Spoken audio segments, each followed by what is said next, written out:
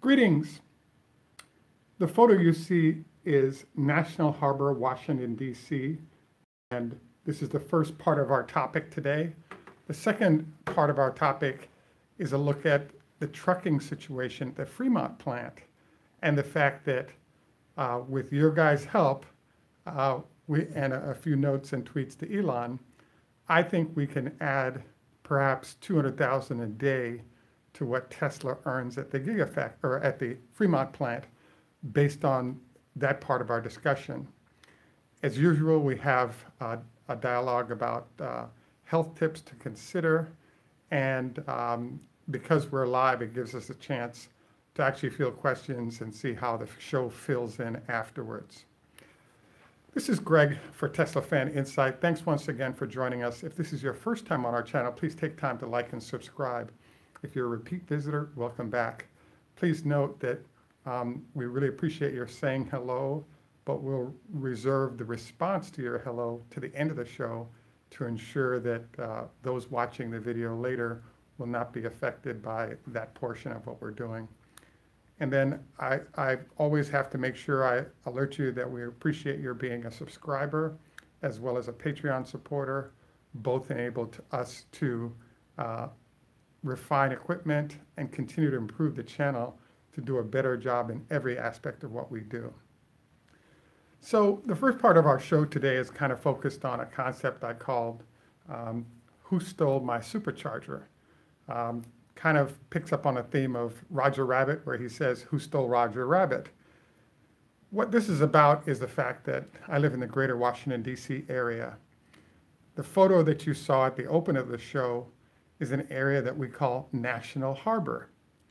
What's interesting about National Harbor is that the Tesla Supercharger facilities that had been there for a while, I believe it was for 1 or 2, maybe 3 years, recently closed or was taken away or was stolen is how I'm defining it, because my plan was to purchase my Tesla, be it an S or a 3, and then that was going to be my charging facility, because even though my condo is it's about 7 miles from that location, it's an easy drive because the freeway is about 300 or 400 yards from my condo. And by jumping up on the freeway and going there, I can hit that place in about 12 minutes from sort of my downtown DC location. So why I chose it to call it Who Stole My Supercharger was that there's a competitive advantage with having a location at the National Harbor. And the advantage was that basically it was the best charging facility in greater DC and brought people for charging from Alexandria, Maryland, as well as greater DC because of the quick freeway access to that location. So there are other aspects to why I believe that this location is/was one of the best locations anywhere in the country. Within 2 blocks of where the National Harbor was, not only was it at the crisscross of several major freeways, in particular 95 and 495, but there are 50 restaurants within a few blocks with approximately 15 spaces. It also had the advantage of the fact that if you arrived pretty much any time I went there, there were no more than half the spaces consumed by charging vehicles. So large enough to accommodate locals as well as folks that are roaming up and down the East Coast readily. Another aspect of it is that it had a workout zone. You could actually park there and schedule it into your workout in a fairly safe area that's been set up for exercising. And then let's not even forget that the MGM Grand Casino sits behind this area. So if you wanted to go play some kind of casino game, you could do that as in addition. So in essence, it's an all-purpose recreation area. We were informed by the folks in local utility during one of our show visits there as we shot that that facility was being closed down because a hotel was actually being built on that space. So that process is now occurring. We were further informed by him that sometime in the future, we don't know when, there's actually going to be a new supercharger facility built in that area, but the answer is not now. And so I was really disappointed in this. I was really looking forward to get an opportunity to get a car and go to that spot because, and the reason why I chose to do our show topic today on this is that one of the problems that's happening right now is I believe it's 60% of the US population is concentrated in major cities, like DC, for example. There's a percentage of these cities, including DC, where people have garages or driveways where they can charge their vehicle. But in my case, there are a lot of considerations when it comes to buying a Tesla. In particular, there's no access from my building to the street unless I run a cable through the fence out to the street to charge my car, which can be problematic in a neighborhood that's not real high end. The second problem you run into is, well, a big part of my reason to cover this issue is that, as we discussed previously, there's a good buddy of mine from college who's a doctor in the greater Chicago area. His business partner, he's a spine surgeon, Dr. Dwight Tyndal, he's excellent if you get a chance, owns I believe, he owns a Tesla, and I believe it's the top of the line, or it's a 100P. Never seen the car. I believe it's an S, and it's got some good, the 300-mile range, etc. What he explained to me is that his partner has had several issues with the car. Number one, he lives in a high-rise condo in downtown Chicago. Number two, that facility has regular charging, not any kind of rapid charger in the garage for him to work with. Number three, he ran into the problem of his operations might run overnight and during the winter. So his business partner was experiencing as much as 50% when temperatures in Chicago drop below freezing. His partner was experiencing as much as 50% loss in chargeability. And what was happening was that basically he would drive there, be overnight in the hospital in an operation, and then when he came out, because it was in the winter and because of the slow charging in his building, he quite didn't know whether or not he'd have to have his car towed or would be able to make it home to get the car charged again. And so I'm looking at Chicago in that case, but in the case of DC where we're located, I got a call for my test drive of a Tesla at the Gigafactory, or at the Fremont plant. And when I spoke with the representative, he asked me, was I seriously looking at a Tesla? And this was just before the 35K model came out. And I said, that's the car that I'm really targeting getting. And I explained to him my situation, that I was in greater DC. I gave him my zip code and address, and he looked it up and indicated that Tesla is currently in process of building not one, but two supercharger facilities that would be proximate to my location. And so I was like, wow, that is great news to hear that there was a plan to build a new facility that I could use. The challenge that popped up was, how do you get going? Because the nightmare is that for my location, while the other supercharger locations that surround DC may not be miles far away, 10 to 15 miles, I believe is the closest one that's being finished up in a place called College Park, Maryland. The challenge is that because of how bad traffic is, a 10, 15-mile trip can take between a half hour and 45 minutes each way. So in theory, I'd be giving up 20 miles of my range and an hour of my day to try to go get charged. And in my mind, that's not really viable, or something that I'm reluctant to do, with the exception being if I had a car with 320 miles in range, giving up 20 miles is no big deal. And the time, because now, I can just work in the number of miles I drive each week and everything's fine. But the challenge is if I get a lower mile vehicle like a 35K, which has 220 miles of range, it becomes an issue. So I really think that there's a plan by Tesla to address the needs of sort of inner city folks like us in terms of cars. I actually have a lot of smart people like yourself that watch our show. So if you guys have suggestions of things we might consider, or I might consider as well, it'd be greatly appreciated. And by the way, another idea, and for those of you anywhere you might be located, might be to have someone put in a home charger facility and allow Tesla owners to come and charge up their cars if they don't have other facilities.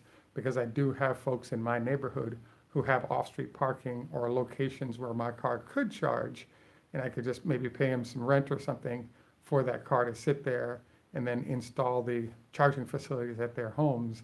So now I could eliminate the headaches that I currently have, because while I'm in the city and I don't have access from my building, it is a lower density part of the city where the possibility is there for someone else's home to, take on the charging facility. And then I or somebody else could go and charge it.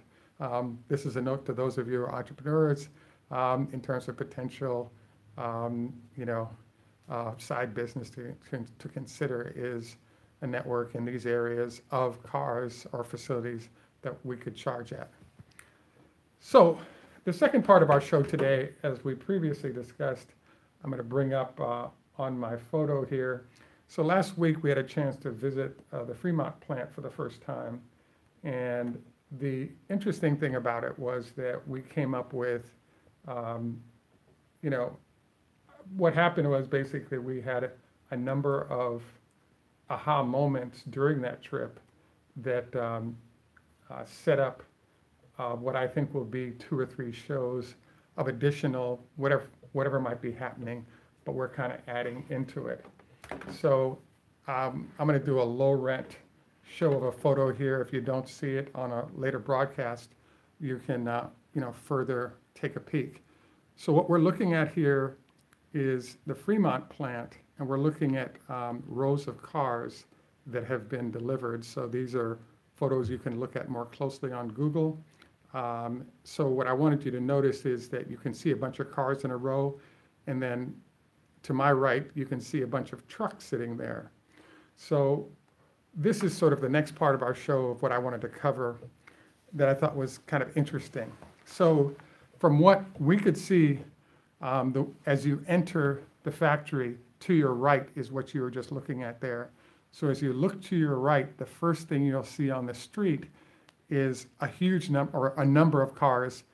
When I was there, the lot was only half full, so there were perhaps 200 cars of different types sitting there. In front of them were 8 or 10 trucks preparing to load those cars up for their trek to wherever their destination might be. What was interesting about the circumstance that blew me away was that the security guards at Tesla drive around and keep an eye on things. But one of the ways that Tesla could instantly make money off of their security guards was to make sure anytime a truck was going to pull out with cars or try to pull into the lot, there were no obstructions in terms of regular passenger cars, etc., that were blocking them. So the truckers are dodging small cars as they're trying to get in and out of the parking lot to take the cars to their destination. Now, what's amazing to me is if you have $2, $3, $4 million worth of inventory sitting back on those trucks at 10 vehicles per truck, why would you not have security simply hold up traffic? Because every minute that that truck sits not moving is a minute where those vehicles can't be sold. So there's a concept called time and motion studies. And in essence, I think if you sat there for a day and studied how long those trucks sat trying to get into the traffic that's in front of the plant, it's very clear to me that one could add up the time value of the vehicles not sold, plus the time of the trucker sitting there, plus the cost of the truck and fuel, et cetera. By the time you add up those numbers, every minute that truck is idle or unable to get out of the plant is costing the company money. And you already have the security guards there, and they don't have anything to do because the crisis that they're supposed to see or deal with are slim or non-existent. And they're holding up traffic, is on a limited time. When the plant is a 24-hour plant, so the traffic I observed was just during the regular day. I actually did 2 visits. I did a visit on a Thursday as well as a Saturday. And what we noticed was that on both days, there were traffic issues, particularly on a Thursday, because there's actually a company that owns a piece of property that's in the middle of the Tesla sort of parking facilities. And so as a result, you have this huge issue of something called time value of money. And if we ran the numbers, I would not be surprised if when you have $3 million worth of cars on the back and the cost of the trucker and the truck, it's on all the other resources involved, 1 or 2 minutes of that person's time battling traffic may be worth thousands of dollars, if not hundreds of thousands of dollars in that circumstance. So I'm bringing this up because what we're going to be doing is showing you guys video and pictures of what it's like to be at the plant and factory. And so for those of you who've been there, you already have seen it, but I'm also fascinated by the fact that one of the most effective companies in the world is Amazon in terms of how carefully they study, from an engineering standpoint, everything they do. And if I looked at Tesla's parking lot and it's costing me, $10,000 or $20,000 a minute when a trucker is sitting there and can't get into traffic and he potentially hits a car and now all those vehicles are held up in the lot. You get my drift. This needs to be sort of reorganized or redone. Another thought that came to mind was that there are actually 2 entrances to this sort of driveway that's the parking area for Tesla. What I would consider doing is redirecting non-critical traffic to the other entrance. That way the truckers, the volume of traffic in the trucking cars out area is further reduced. There's a famous cartoon. When I was growing up, I worked at the Chicago Tribune and a couple of other newspapers. And there's a famous cartoon of the fact that you have all these brilliant editors and CEOs and so forth that are preparing the newspaper, but the whole thing is dependent upon a 15-year-old kid dropping that newspaper on the lawn of the recipient customer. So it was amazing how many resources were stacked up in the air, all feeding down to this little kid, and that was what the cartoon was about.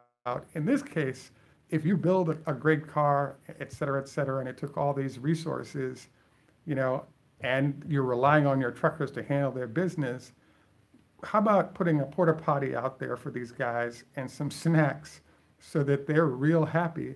Because if they're real happy and save you 3 to 5 minutes, they catch 1 extra stoplight and reduce the time to market for these vehicles, you incrementally have a situation where you just make more money.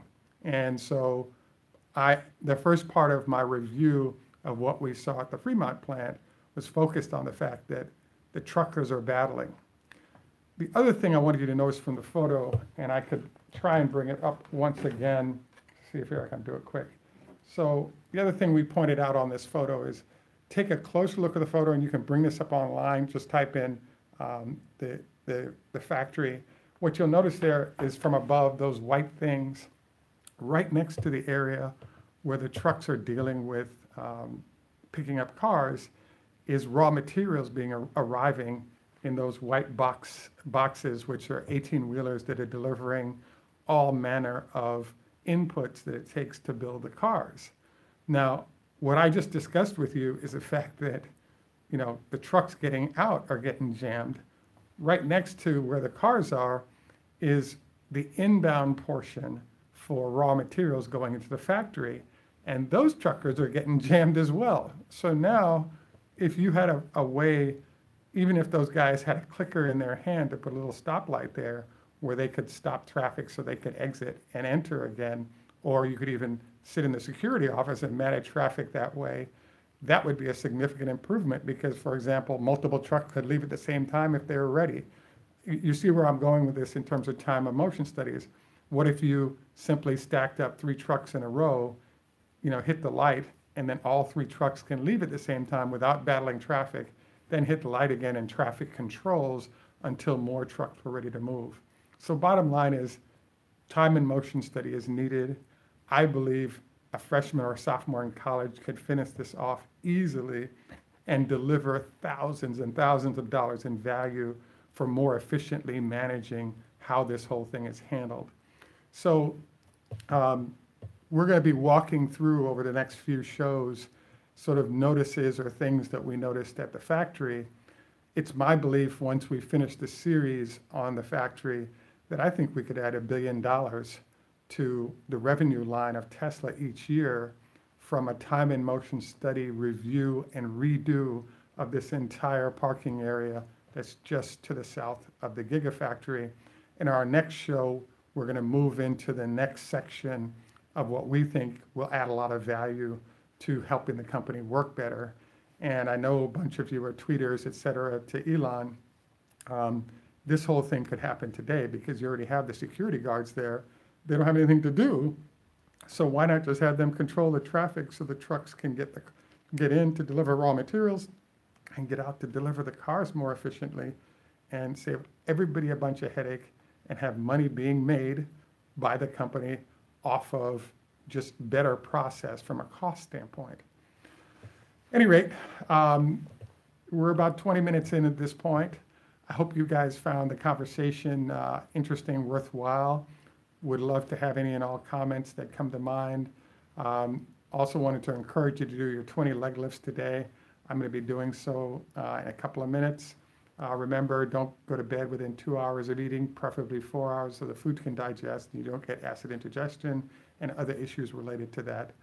The third thing I wanted to encourage you is fried foods once a week, and look forward to getting more into this dialogue. And by the way, the 30 FPF or better on a daily basis, particularly if you're in a sunny climate, is also a good idea to prevent any issues relative to skin cancer. At any rate, this is Greg for Tesla Fan Insight. Per, I saw your comment there. Thanks for taking time out to visit with us. I'm looking forward to what you guys have to say about the show today. A little bit different in terms of stuff we're covering, and we'll work on how we deal with graphics while we're doing live. I do like the live presentation because it cuts down on the time that we have to put into the show. It hurts in terms of how pretty it looks, but it helps in terms of number of shows we can do and allows us to push out more information that I think would be useful in the process. Again, looking forward to any and all comments. Thanks once again for joining us. Our next show, part of what we're covering is we'll move on to other aspects of the Fremont plant that have not been covered. And today we sort of ran through the parking area and things that we think could be changed to have instant profit impact for Tesla. And we have some other ideas I think that would definitely be helpful. And we also look forward to hearing suggestions for those of you who have been to the factory, especially those of you who have been to the factory and had to charge there in that facility that I think is a little bit disorganized. This is Greg. Thanks once again for joining us. Tschüss, macht's gut, au revoir, lehitraot, choda hafez.